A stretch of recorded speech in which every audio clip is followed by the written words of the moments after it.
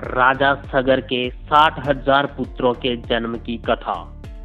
रामायण के अनुसार इक्ष्वाकु वंश में सगर नामक प्रसिद्ध राजा हुए। उनकी 2 रानियां थी, केशिनी और सुमति। दीर्घ काल तक संतान जन्म न होने पर राजा अपनी दोनों रानियों के साथ हिमालय पर्वत पर जाकर पुत्र कामना से तपस्या करने लगे। तभी महर्षि भृगु ने उन्हें वरदान दिया कि एक रानी से 60,000 अभिमानी पुत्र प्राप्त होंगे तथा दूसरी रानी से एक वंशधर पुत्र होगा। कालांतर में सुमति ने तुम्बी के आकार के एक गर्भपिंड को जन्म दिया। राजा उसे फेंक देना चाहते थे, किंतु तभी आकाशवाणी हुई कि इस तुम्बी में 60,000 बीज है।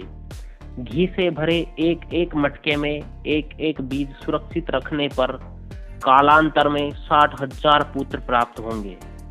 इसे महादेव का विधान मानकर सगर ने उन्हें वैसे ही सुरक्षित रखा। समय आने पर उन मटकों से 60,000 पुत्र उत्पन्न हुए। जब राजा सगर ने अश्वमेध यज्ञ किया तो उन्होंने अपने 60,000 पुत्रों को उस घोड़े की सुरक्षा में नियुक्त किया।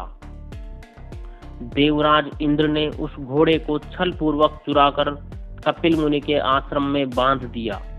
राजा सगर के 60,000 पुत्र उस घोड़े को ढूंढते ढूंढते जब कपिल मुनि के आश्रम पहुंचे तो उन्हें लगा कि मुनि ने ही यज्ञ का घोड़ा चुराया है।